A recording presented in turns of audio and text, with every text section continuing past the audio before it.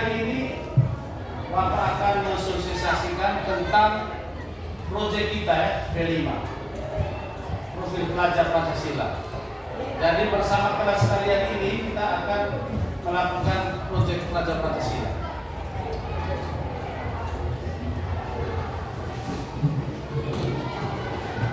Tema proyek kita dalam semester ini itu gaya hidup berkelanjutan dengan judul P5 yaitu memilih sampah sesuai jenisnya. Baik anak-anak, sampah adalah sisa dari suatu usaha atau kegiatan yang berupa zat organik maupun zat anorganik. Apa perbedaan zat organik dan zat anorganik? Coba kau lihat. Nah, kuat.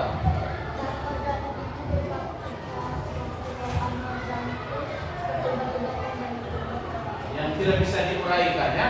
Sedangkan yang organik itu bisa diuraikan. Sedangkan yang anorganik itu tidak bisa diuraikan seperti nasi ya. Atau bahan-bahan tembaga. Ya. Baik. Dalam semester ini kita akan mempraktekkan yaitu bagaimana kalian memilah jenis-jenis sampah dan ada 3 kegiatan yang akan kita lakukan. Ya. Baik, dalam alur P5 kita kali ini itu ada 5 langkah yang akan kita lalui. Yang pertama itu pengenalan, yang kedua itu kontekstualisasi, yang ketiga itu aksi, yang keempat refleksi, dan yang kelima tindak lanjut. Dalam kegiatan pengenalan ini anak-anak, kalian akan mengenali jenis-jenis sampah. Lalu akan mengenali dampak dari sampah. Kemudian yang kedua kontekstualisasi. Kalian akan melihat secara langsung lingkungan sekolah kita, apakah bersih atau tidak. Kemudian Bapak akan mengadakan kunjungan langsung ke tempat pembuangan sampah. Nanti kita akan melakukan kunjungan langsung. Kemudian melakukan analisis terhadap dampak dari sampah. Lalu yang ketiga aksi, itu menggali informasi tentang mengurangi, menggunakan kembali, dan membuang sampah atau istilahnya 3M. Kemudian kita akan menggunakan kembali ini, kita akan membuat tempat pembuangan sampah atau tempat penampungan sampah.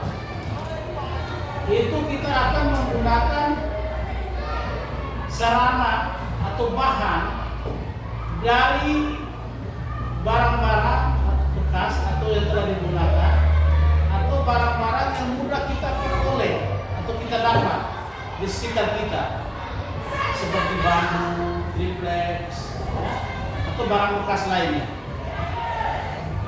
Kemudian kalian akan membuat labeling terhadap tempat sampah yang telah kita buat, sehingga dalam membuang sampah kita langsung bisa membedakan ini sampah organik yang bisa diuraikan dan ini sampah anorganik yang tidak bisa diuraikan. Kemudian kalian juga akan melakukan praktek memilih sampah. Kemudian dalam aksi ini juga kalian akan membuat poster tentang hidup bersih, sehingga gerakan memilih hidup bersih dan memilih sampah itu menjadi satu gerakan bersama, sehingga lingkungan kita menjadi lingkungan sekolah yang indah. Tahap yang keempat itu refleksi, melakukan evaluasi atas proses dan hal yang perlu diperbaiki. Kita bersama itu akan melakukan refleksi. Kemudian yang kelima itu tindak lanjut, mengkampanyekan tentang hidup bersih ini kepada seluruh warga sekolah, dan kita melakukan evaluasi aktif. Ini adalah 5 alur atau 5 langkah yang akan kita lalui dalam proyek kita pada kali ini. Bisa dipahami anak-anak? Bisa. Bagus. Baik anak-anak, sekolah itu sebagai tempat berkumpulnya banyak orang itu dapat menjadi tempat penghasil sampah terbesar selain pasar, rumah tangga, industri, dan perkantoran. Secara umum sampah dapat dipisahkan menjadi sampah organik atau mudah busuk berasal dari sisa makanan, sisa sayuran, dan kulit buah-buahan, sisa ikan dan daging, atau sampah kebun, ranting, atau daun-daun. Sedangkan yang kedua itu sampah anorganik yang tidak mudah busuk berupa kertas, kayu, kain, kaca, logam, plastik, karet, dan tanah. Sampah yang dihasilkan di sekolah kebanyakan adalah sampah yang jenis kering, hanya sedikit sampah basah. Sampah kering ini dihasilkan kebanyakan berupa kertas, plastik yang kamu dapat dari kantin, ya. Kemudian yang berikut pengelolaan sampah, pemilahan. Itu kegiatan pemilahan, yaitu kita memisahkan sampah ini menjadi sesuai dengan jenisnya, sampah organik dan sampah non organik. Kemudian kita meletakkannya pada wadah yang ditempatkan secara berbeda. Pengelolaan dengan menerapkan konsep 3R. Yang pertama reuse atau menggunakan kembali, yaitu menggunakan sampah-sampah tertentu yang masih memungkinkan untuk dipakai. Kemudian mengurangi segala sesuatu yang dapat menimbulkan sampah serta mengurangi sampah-sampah yang sudah ada. Kemudian yang terakhir itu recycle atau daur ulang. Menggunakan sampah-sampah tertentu untuk diolah menjadi barang yang lebih berguna.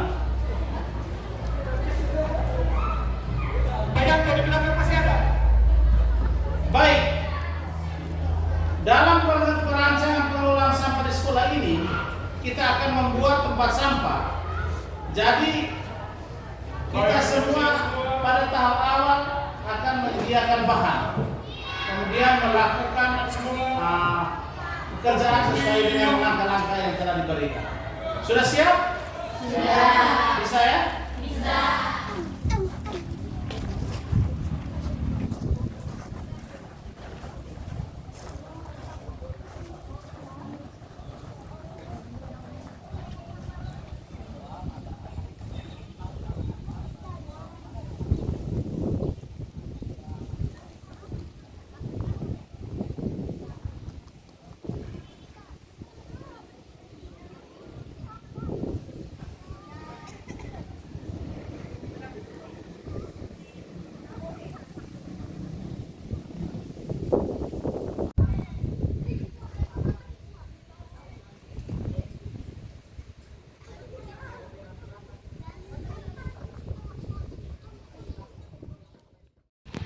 Selamat siang teman-teman, sekarang kami berada di tempat pembuangan sampah. Semua sampah di Kota Maumere akan dibuang di sini. Lokasinya di Waturia.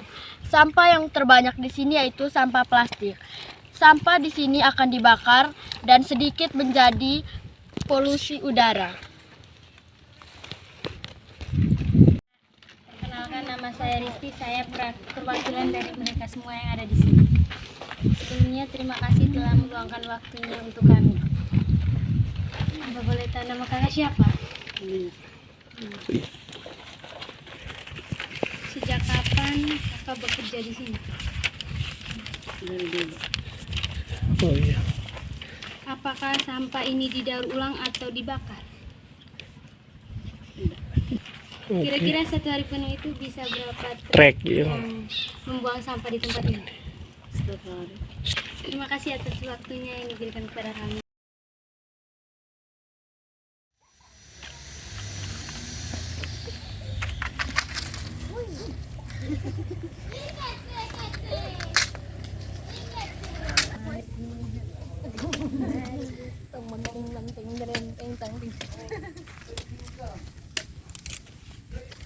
Mari kemari sini.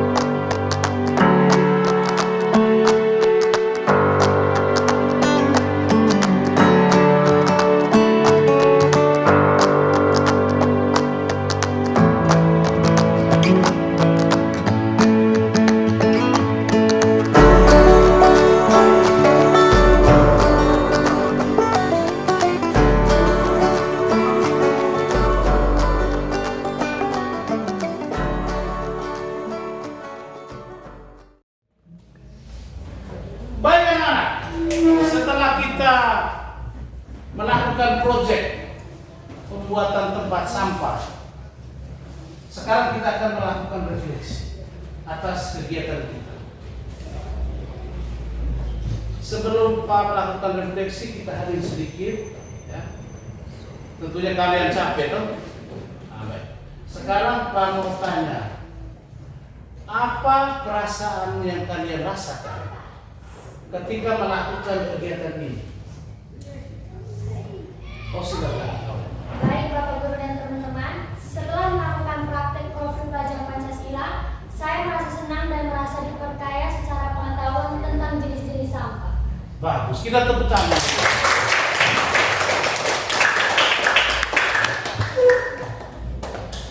Baik, pertanyaan refleksi yang kedua. Setelah kalian melakukan kegiatan ini, pertanyaan refleksi yang kedua. Apa yang kalian peroleh dari kegiatan ini?